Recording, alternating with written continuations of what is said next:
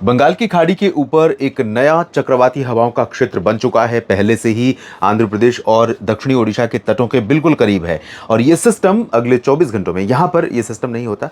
ये जिस तरह की हवाएं यहाँ पर चल रही हैं उस और जिस तरह की परिस्थितियाँ पैदा हुई हैं उससे ये अंदेशा है, ये संभावना है कि यहाँ पर दबाव कम होने जा रहा है। और दबाव कम होने का मतलब है कि यहाँ पर सर्कुलेशन और ज़्यादा इंटेंस हो जाएगा, यानी ज़्यादा तेज़ हवाएं उठना शुरू हो जाएंगी ऊपर बंगाल की खाड़ी से, समुद्र की सतह से। और जब यहाँ से हवा उठना शुरू होगी तो जाहिर सी बात है कि नमी उसके साथ ज़्यादा रहेगी।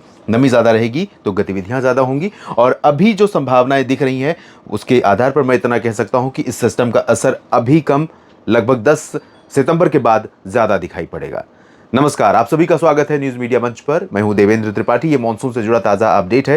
इसमें पिछले 24 घंटों में कितनी बरसात हुई, कहां पर, और देश भर में अब तक मॉनसून का प्रदर्शन कैसा रहा है 1 जून से लेकर उसकी बात, साथ ही साथ मौसमी सिस्टमों की स्थिति और उसके बाद अगले 10 दिनों की बारिश की एक संभावना, एक मोटा कह सकते हैं अनुमान, टेंटेटिव अनुमान है। 10 दिनों के अनुमान कई बार बिल्कुल सटीक भी निकलते हैं और कई बार इसमें त्रुटियां ज़्यादा होने की संभावना होती है। इसीलिए आप जानते हैं कि मैं सुबह के समय 3 दिन का मौसम पूर्वानुमान लेकर आता हूं जिसमें देश भर की बात होती है, और शाम के समय नेशनल वेदर बुलेटिन होता है जिसमें अगले 24 घंटों के मौसम की बात होती है। तो इसलिए सावधान रहिए, सतर्क रहिए और आपको थोड़ा सा आइडिया लग जाए कि किस तरह का मौसम रहेगा अगले 10 दिनों में, उसके बारे में थोड़ी सी जानकारी देता हूँ। उसमें गलतियाँ होने की संभावना रहती है, तो इसके लिए भी आप तैयार रहिए। फिलहाल पिछले 24 घंटों के आंकड़े सबसे पहले देखते हैं।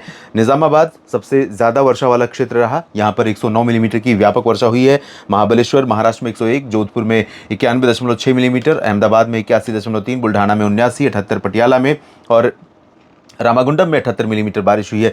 रत्नागिरी में 71 और उदयपुर में 70, डीसा में 66 और इतनी ही ठाणे में हुई है। डिब्रूगढ़ में भी बारिश रिकॉर्ड की गई 53 मिलीमीटर और अकोला में 50 मिलीमीटर बारिश हुई है। पिछले 24 घंटों के आंकड़े हैं, यानी कल शाम 3 सितंबर की शाम 5:30 से लेकर आज शाम 4 सितंबर की शाम 5:30 बजे के बीच के। तो इन 24 घंटों की अवधि में जहां पर जिस तरह की बरसात हुई उसके आंकड़े हैं। इसमें कोई गलतियां अगर हैं तो आप ज़रूर इसको पॉइंट आउट कीजिए और अपने क्षेत्र के मौसम के बारे में लिखिए, क्योंकि आज राजस्थान में बहुत बारिश हुई है कई जगहों पर। बाड़मेर में 48 मिलीमीटर, जहाँ पर संभावना बहुत ज़्यादा मॉडल नहीं दिखा रहा था, लेकिन आपको ध्यान होगा मैंने बताया था कि बाड़मेर में भी अच्छी बरसात हो सकती है। जैसलमेर में भी चांसेस बरसात के दिख रहे थे, लेकिन टॉप 20 में जैसलमेर फिलहाल यहाँ पर नहीं है। उदयपुर ज़रूर है।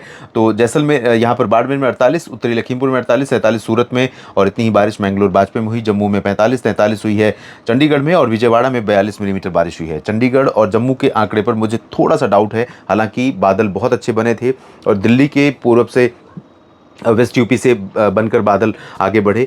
सुबह के समय जब आपने देखा था, सुबह के बाद दोपहर में धीरे धीरे आसमान साफ होने लगा था, फिर से बादल बनने शुरू हुए और कई जगहों पर बरसात हुई है यूपी में और आसपास के इलाकों में, लेकिन इंटेंसिटी उतनी नहीं रही कि वो टॉप 20 में आ सके।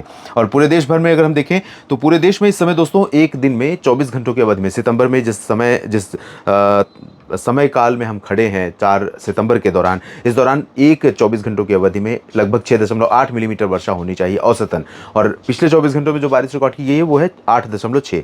तो सामान्य से लगभग 26% ज़्यादा बरसात 24 घंटों में हुई। और इसी थोड़ी थोड़ी जो बारिश ज़्यादा हो रही है हर दिन 25, 30, 35% ज़्यादा देश भर में, उसके चलते देश भर का कुल आंकड़ा मैं बता रहा हूँ, कुछ राज्यों में कम, बहुत कम, कुछ राज्यों में ड्राउट, कुछ राज्यों में बहुत ज़्यादा बारिश। तो ओवरऑल जो डेटा है उसके आधार पर 8% ऊपर बना हुआ है बारिश का आंकड़ा। 727.9 मिलीमीटर की जगह पर 786.1 मिलीमीटर वर्षा पैन इंडिया रिकॉर्ड की जा चुकी है। और आप जानते हैं तकरीबन 879-80 मिलीमीटर पूरे मानसून सीजन में 4 महीनों में रिकॉर्ड की जाती है। तो 879 मतलब लगभग 100 मिलीमीटर बारिश और बाकी रह गई है, जब सामान्य बारिश का आंकड़ा छू लेगा और उसके बाद जितनी बरसात होगी वो सामान्य से ऊपर जाएगी। तो ये स्थिति जल्दी ही आ जाएगी, क्योंकि ये सिस्टम जो यहाँ पर बन रहा है वो आगे बढ़ने के बाद इधर जाएगा। और जैसे ही जो चीन के ऊपर साइक्लोन आने वाला दिखाई पड़ रहा है, वो सिस्टम जैसे ही अपना प्रभाव खोएगा यहाँ पर, उसके बाद से ये सिस्टम इंटेंसीफाई होना शुरू हो जाएगा। ये जब इंटेंसीफाई होना शुरू होगा तो उस दौरान बांग्लादेश और आसपास के पूर्वोत्तर भारत के भागों के करीब रहेगा। उसके बाद ये अपना रास्ता बदलेगा, यानी शुरुआती इसका मार्ग इस तरह से होने की संभावना है बहुत ज़्यादा, और उसके बाद ये रास्ता बदलेगा, तब ये पूर्वी और मध्य उत्तर भारत के कई राज्यों को प्रभावित करेगा। सीधे या अप्रत्यक्ष रूप से इसका प्रभाव हमें भारत के कई भागों में आने वाले दिनों में दिखाई पड़ सकता है। 10 सितंबर 11 सितंबर की स्थिति देखें तो आप देख सकते हैं ये बिहार के आसपास के भागों से होकर गुजरता हुआ नज़र आ रहा है और जीएफएस भी लगभग इसी तरह का इंडिकेशन दे रहा है। हालांकि जीएफएस के हिसाब से तो ये बंगाल की खाड़ी में 10-11 के बाद भी रहेगा और अगर ऐसी स्थिति बनती है तो ये सिस्टम ज़्यादा इंटेंसीफाई उस दौरान हो सकता है। तो देखते हैं कि किस तरह की परिस्थितियाँ बनती हैं, लेकिन कई जगहों पर व्यापक वर्षा होने की संभावना बन सकती है। और पैन इंडिया क्या रेनफॉल की स्थिति है, बिहार में 27% बढ़ते हुए अंतर पहुँच गया है और इधर अरुणाचल, असम, अरुणाचल, नागालैंड और मणिपुर में कमी है बारिश में। पंजाब में 22, हिमाचल में, यानी हिमाचल में थोड़ी सी बारिश बढ़ी है और जम्मू कश्मीर यहाँ पर सामान्य में आ गया है। 19% का अंतर रह गया क्योंकि यहाँ पर भी बरसात हुई है, जिस वजह से जो 22-23% यहाँ पर कमी थी वो अब 19% पर आ गई है। तो ये स्थिति है देश भर में बारिश की। और अब अगले 10 दिनों में क्या संभावनाएं दिखाई पड़ रही हैं, क्योंकि ये सिस्टम जब धीमी गति से आगे बढ़ने वाला है और सस्टेन करने वाला है, बहुत जल्दबाजी में नहीं, बहुत हड़बड़ी में ये सिस्टम नहीं दिखाई पड़ रहा है, तो इसका प्रभाव हमें भारत में पूर्वोत्तर के क्षेत्रों के साथ साथ पूर्वी भागों पर भी दिखाई पड़ेगा, यानी बिहार में भी बरसात हो सकती है।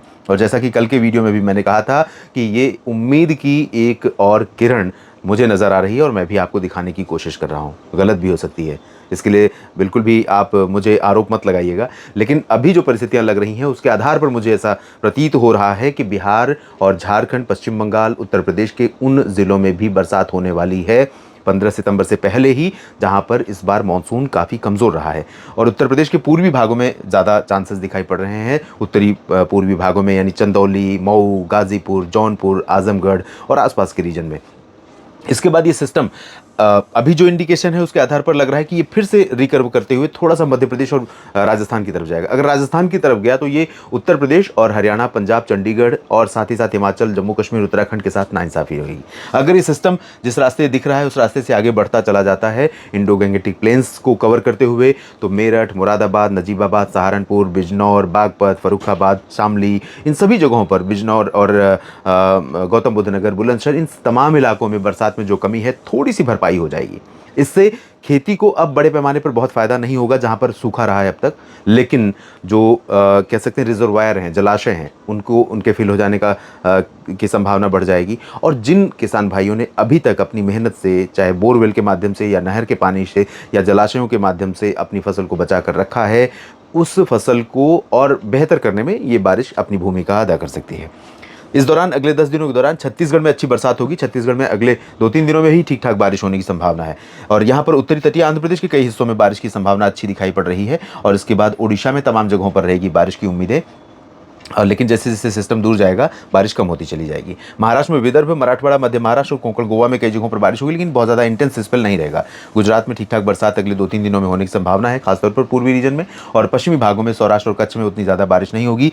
साउथ पेनिनसुलर रीजन में कर्नाटक और केरल के लगभग सभी जगहों पर, और कर्नाटक के तटीय भागों, लक्षद्वीप और इधर आंध्र प्रदेश के तटों से लेकर पंबन तक जो तमिलनाडु का रीजन है, कोस्टल रीजन, तंजावुर, कडलूर, पुदुचेरी, चेन्नई और आसपास का हिस्सा, इन सभी भागों में बारिश की उम्मीदें नजर आ रही हैं। अंडमान और निकोबार द्वीप समूह में भी अच्छी बरसात होगी, पूर्वोत्तर में भी अच्छी बारिश होगी और उत्तर प्रदेश के बाद इधर हरियाणा, पंजाब, दिल्ली, चंडीगढ़ और राजस्थान, हिमाचल, जम्मू कश्मीर, उत्तराखंड, इन भागों में भी बारिश की उम्मीदें हैं। तो मानसून के वापस लौटने में अभी समय है और बारिश की जो गतिविधियां हैं वो मुझे लगता है कि जिस तरह से ट्रेंड दिखाई पड़ रहा है, अगर ये ट्रेंड जारी रहा और भारत में कोई और विपरीत परिस्थिति भारत के आसपास के समुद्री क्षेत्रों पर या फिर कैस्पियन सी, मेडिटेरियन सी से आने वाले WD बहुत प्रभावशाली नहीं आए, तो हो सकता है कि सितंबर पूरा निकल जाए, मानसून तब तक वापस न लौटे और बरसात कई जगहों पर जारी रहे। इस बुलेटिन में भी इतना ही। बने रहेगा लगातार न्यूज़ मीडिया मंच और मौसम तक चैनल के साथ ही मुझे आप फॉलो कीजिए फेसबुक पर, मौसम तक देवेंद्र त्रिपाठी पेज का नाम है।